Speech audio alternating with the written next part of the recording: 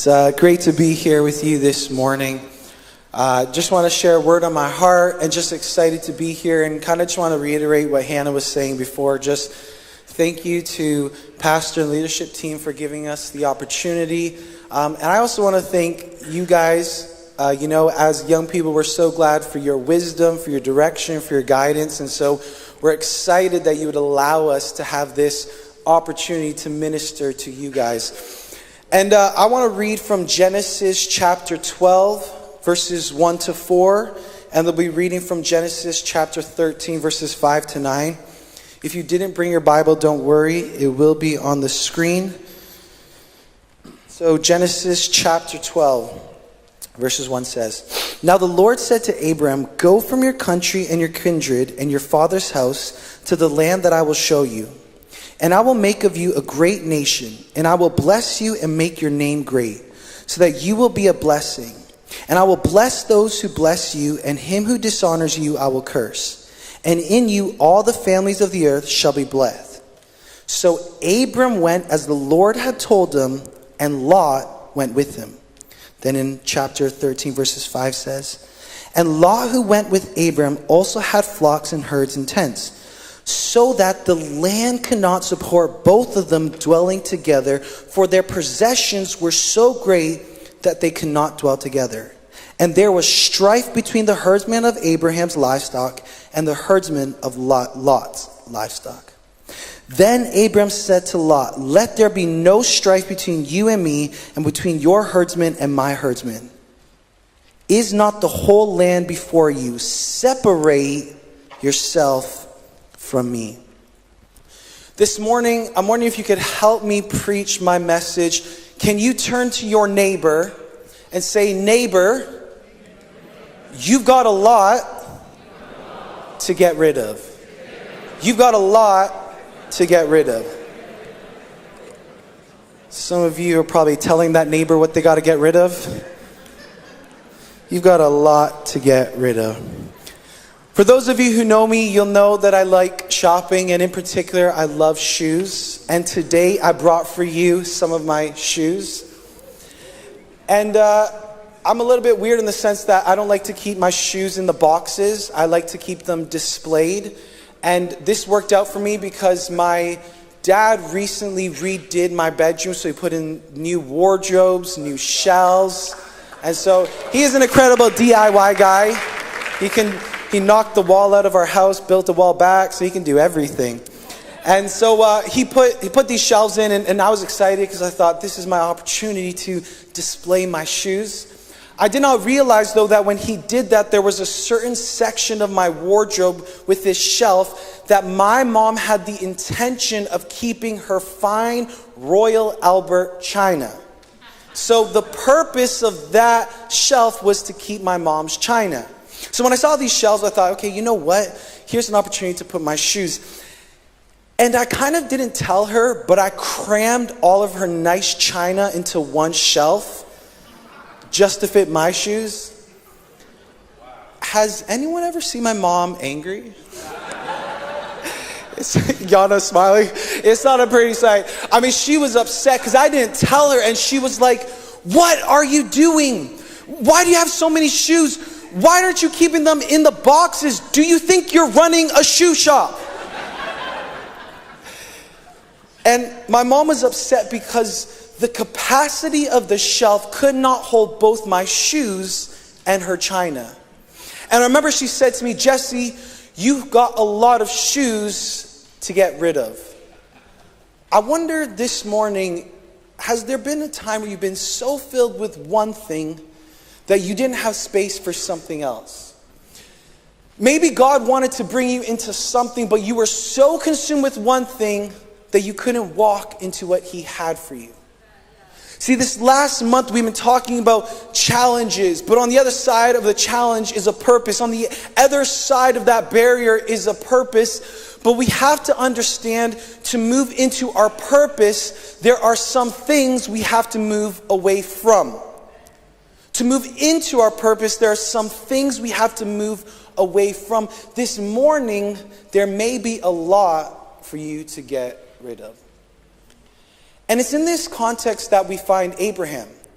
It says, God was speaking to Abram and he said, leave your country and your father's house. But why?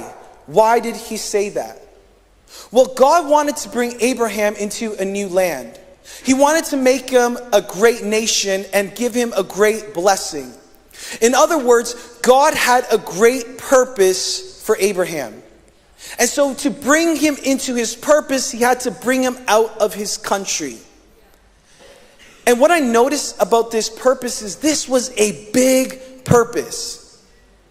God wanted to make him a great nation. From his descendants, there would be a great nation.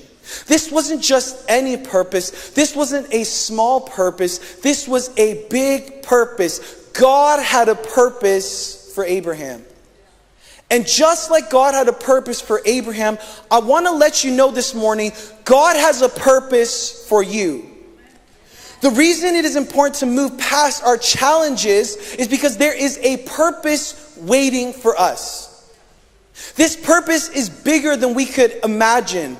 Ephesians 3:20 says, God is able to do exceedingly abundantly more than we could imagine or think of.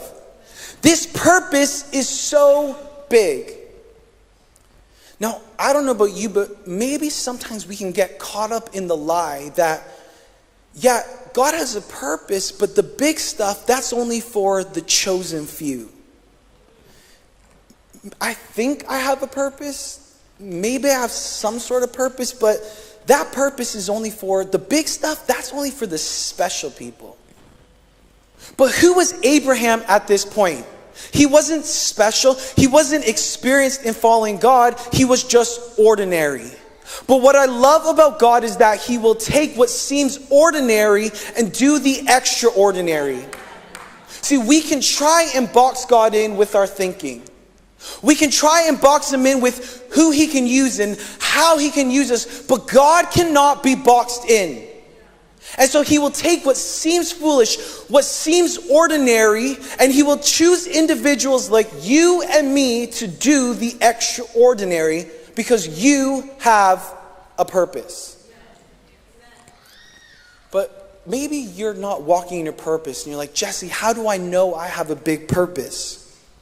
We have to remember that when God speaks to our purpose, he doesn't speak about it to where it is, but to where he sees it.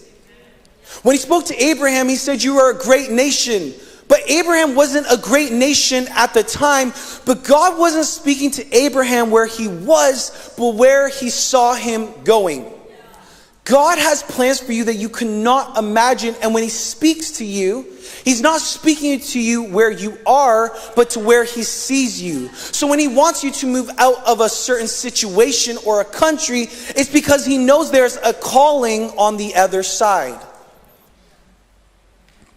God brought Abraham out of his country to bring him into his calling. And I love that picture because that's what Jesus did for us. Jesus paid the ultimate price. He died on the cross to bring us out of despair and death and to bring us into hope and life. That the message of the cross is not just what Jesus saved us from, but it's what he saved us to. And so in John 3:16 it says, for God so loved the world that he gave his only son. God did this not just to save us from death, but to bring us into life. Because you have a purpose. Can you say that with me? I have a purpose. I mean, say that with conviction. I have a purpose. This morning, can I ask you, what does God want to bring you out of to bring you into? And so God says to Abraham, leave your country and your father's house. But why did he have to leave his father's house? We know there's a purpose, but why his father's house? Well, I believe it's because God didn't want Abraham to settle.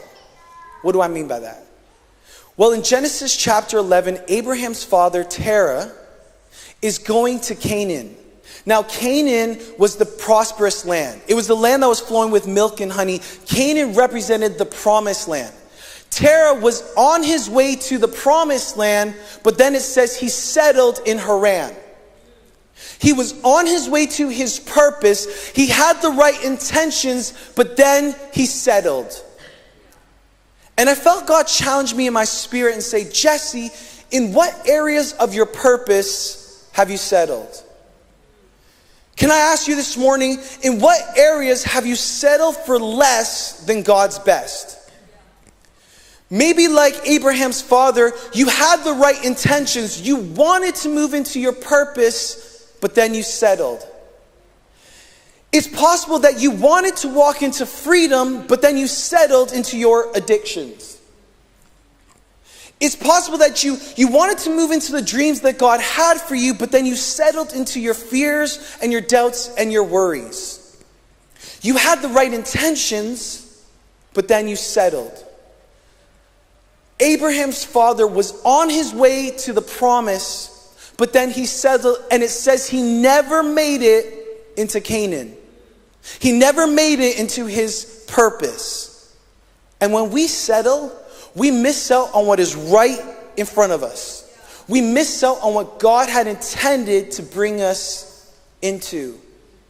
And so when God tells Abraham to leave his father's house, God wants Abraham to move from a place of settling into a place of movement, into a place of action. God wanted Abraham to put his faith into action because God is a God of action. I think one of the greatest ways we can settle is when we allow our faith to be passive instead of active. That when we just wait around, when we pray about something for years and years and years and never do anything about it. But God, when he speaks to us, he does it so that we'll move into action. Because revelation is an invitation to action. Revelation is an invitation to action. When God speaks to us, when he shows us something, he has the intention of us moving into practice. God is a God of action. He's a practical God. This morning, what could you do to put your faith into practice? This morning, maybe instead of settling to always going on Netflix and social media, could we put our faith into action and have a Bible reading plan? Or maybe instead of settling, of just always coming to church, just about arriving on time, consuming, could we put our faith into action and actually serve, get involved in what God is doing? Instead of being passive, is it possible to put our faith into action? Instead of settling for God's best, could we say, God, I'm going to actively pursue the purpose and the promise that you have for me, because the purpose that is waiting for me is too important to settle. What is in front of me, what lies ahead, is too important. That there are people waiting on the other side, waiting for you to move into action. This week, I really felt tempted to settle. As you guys know, I've been talking about how we feel God has put on our hearts to reach out to the universities, especially Salford University. And we really want to reach out to those who are hurting, who are broken, who are lost, those who need hope. And so we had partnered with the Christian society called Radical Youth to go onto the Salford campus this Thursday that just passed. And on the Wednesday, the day before, as I was praying, I just felt like something rise in my spirit to say, you know what? This is going to be more than just going on the campus and giving some donuts. I felt like we were going to have real conversations with students, really interact with them. And so I was really excited. But just as the Wednesday evening was about to finish, we get a call from one of the students. And they were saying that Salford University didn't want us to go on the campus. They were having this policy and they were being super strict, and they didn't want us to go onto the campus, so we weren't going to be able to go with this group. But I remember saying to our guys, I said, you know what? I don't care, we're going. Like, even if we have to stand on the edge of the campus, right on the street, we'll hand out donuts and we'll still speak to students because we're not going to settle. And so we went out to the university, and I remember saying to God, I just want to speak to one student. But we had multiple conversations with students who were struggling with anxiety. There was Muslim students who were looking for hope. Some of the students even came to church today because we were there in the presence to say, God is the God of hope. And that when we don't settle and we move into action, he does his part. But can I tell you, I was really tempted to settle. When I got that news, I was trying to be strong for our guys, but inside I was really afraid. Because I realized that there was a strong opposition. I've been on that campus so many times, never had problems. Radical Youth Society have done things like this so many times and no problems. Of all times, they were being so oppressing to us. And I really felt in my spirit, this wasn't against flesh and blood. And so all of a sudden I started to realize the magnitude. And I felt the voice of the enemy say, you're not qualified to do this. You have no experience to do this. You think you could take on a whole university? Who do you think you are? And I was really tempted to say, we're not going to go. But then I remembered our key verse for the year. Have I not commanded you to be strong and courageous? Do not be afraid. Do not be dismayed. For the Lord your God will go with you. And I want to tell some of you, there are some of you here this evening, you're just about to settle. You're on the edge of a challenge, on the edge of your marriage, on the edge of that job situation. You're just about to settle. But God says, if you, instead of being passive, if you would put your faith into action, if you would do your part, God would do his, because God is a God of action. And when we move, he moves too. When we move, he moves too. And so God says to Abraham, I want you to leave your country and your house. And Abraham goes as the Lord had told him, but it says Lot went with him. Lot went with him. Lot was related to Abraham. Lot was Abraham's nephew. Lot was from the house of Abraham's father. And just as Abraham was moving into his promise, Lot followed him. Just as he was about to get away, something followed him. And I feel like life can sometimes be like that. Just as we're about to experience financial breakthrough, another bill comes. Just as we feel like our marriage is on the right track, another fight ensues. Just when we're about to forgive, we get hurt again.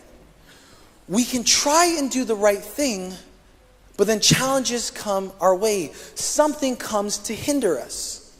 Abraham was just about to move into his purpose, and Lot followed him. And now Abraham had a lot to get rid of. And I think for Abraham, it probably would have been a bit difficult because he loved Lot. Like, it's easy to kind of get away from a stranger. We've all been there when someone wants to hand you a leaflet in town or somewhere and you can just pretend you're on your phone, look down and kind of get away from them. It's easy to do that when you don't know someone. But it's different when you love someone. It's different when that person isn't a stranger. Lot wasn't a stranger.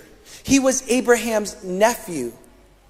And in fact, I think Abraham saw Lot more than just a nephew. I think he saw him like a son. Because Abraham's brother, Haran, who was Lot's father, had died. So Lot had no father. And at this point, Abraham has no son. And so I feel like Abraham took Lot on like his son. And remember, God had spoke to Abraham that he would be a great nation, but he has no offspring.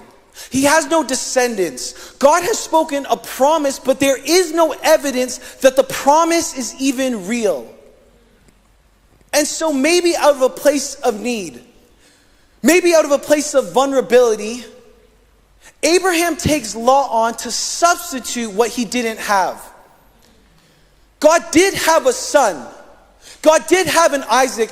God did have a promise waiting for Abraham, but Abraham was being consumed by a Lot. I mean, Lot did look like the son. He kind of looked like the promise, but in reality, he was just the substitute. And maybe you're here this morning and God has given a promise to you. He's spoken a word, giving you something about your purpose, but you haven't walked into it yet. You're a bit frustrated because you're like, God, how do I even know that the promise is real?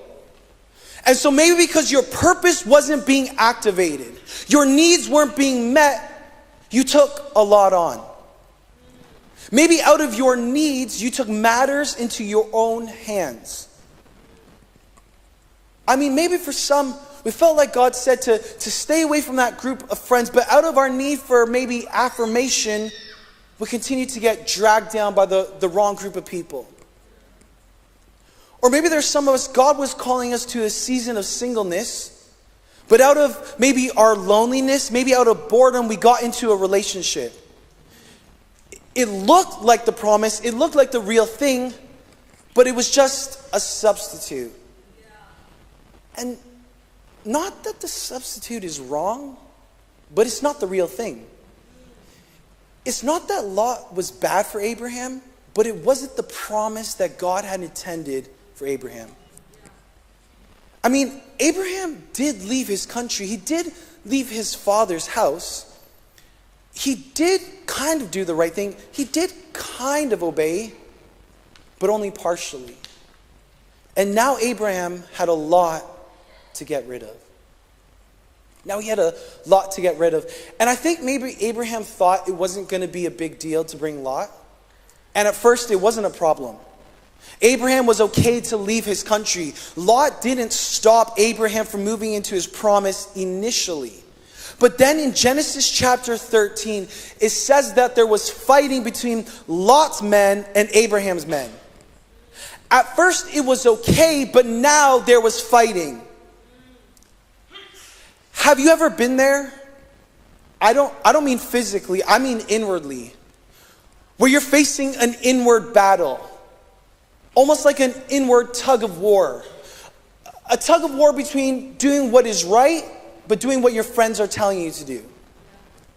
A tug of war between doing your will and obeying God. A tug of war between knowing your purpose, but actually walking in it. And this battle, this tug of war will make you choose. You have to decide what you're going to do.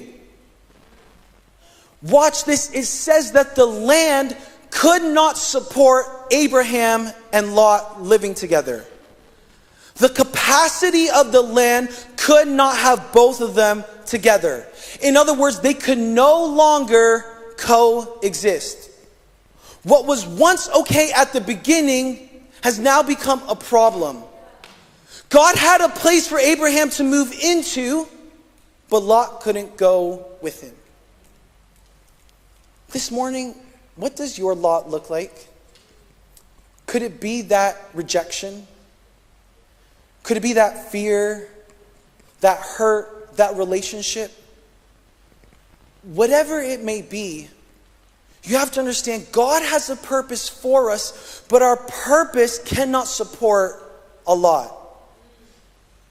And could it be that the battle you are facing inside is an indicator that you have a lot to get rid of? The inward battle is a sign that you have a lot, that you have to decide.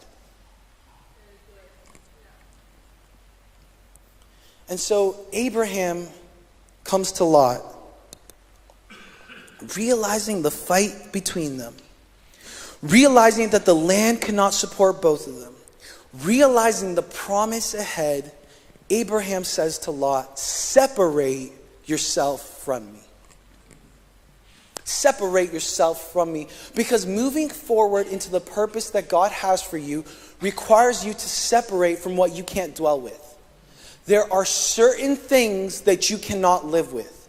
There are certain things that you cannot take with you if you're going to move into your purpose.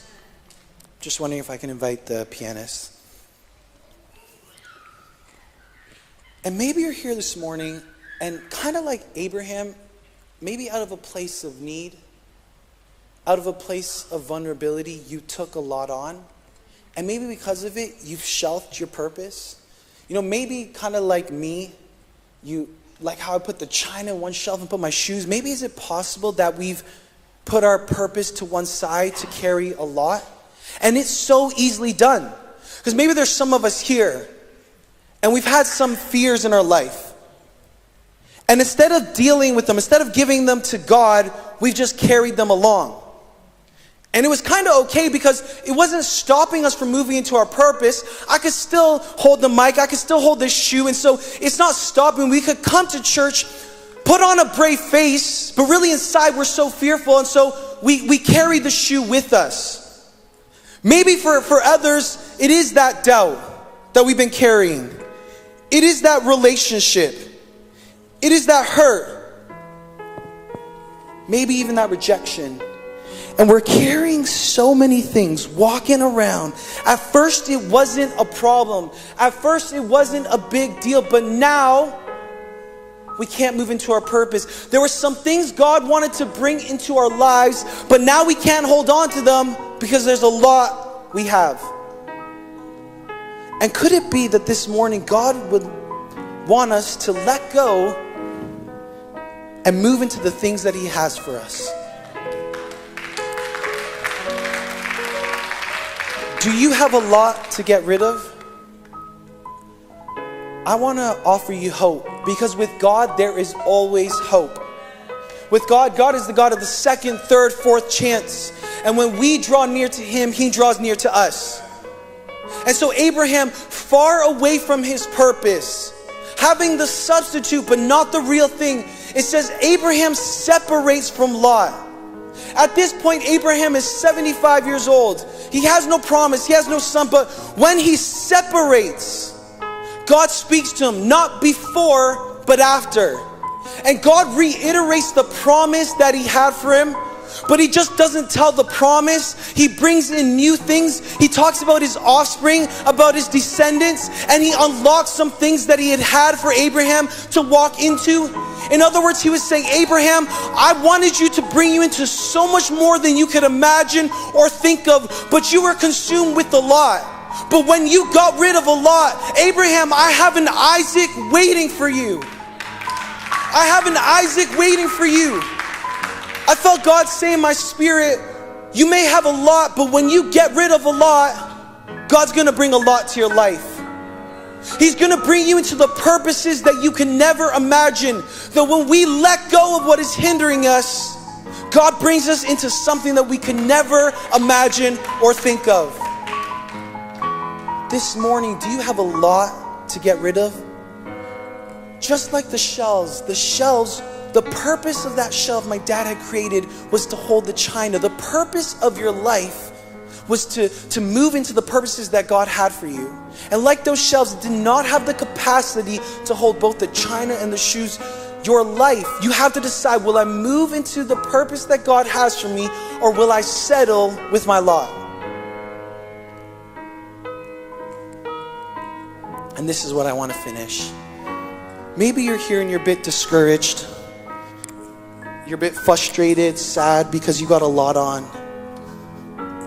And you're holding on to so many things. Maybe this evening you've been holding on to some stuff this morning, and it's hard to let go. Remember, Abraham loved Lot. There's some of us here who are struggling with some things that we love. It's not like they're just simple little things that we could get away, because if that was the thing we could throw away, we'd do it right away. It's the things that we've loved. It's the things that we've been carrying for years after years after years. We got so comfortable with it. But here's what I love about God. Remember, Jesus died to bring us out of despair into life. And so when He came into this world, He saw that we were full, our arms were full with a lot, but His arms were open. When He died on the cross, He said, what you can't carry, don't worry, I can carry for you. What you can't walk around with, I'll walk on my back. I'll take what you can't take. But if you would do your part, I will do mine. I feel so strongly in my spirit. There's some people, you feel like you've just reached some sort of purpose, but God says, I have so much more that you can't even imagine or think of. If you would just obey, if you would just surrender, you're going to walk into things you can never imagine. That when you get rid of a lot, God's going to bring an Isaac. When you get rid of the substitute, the real thing will be waiting for you. God says, when you're ready, I'm ready. When you do your part, I will do mine. So I want to close in prayer. I'm wondering if you could bow your head, close your eyes.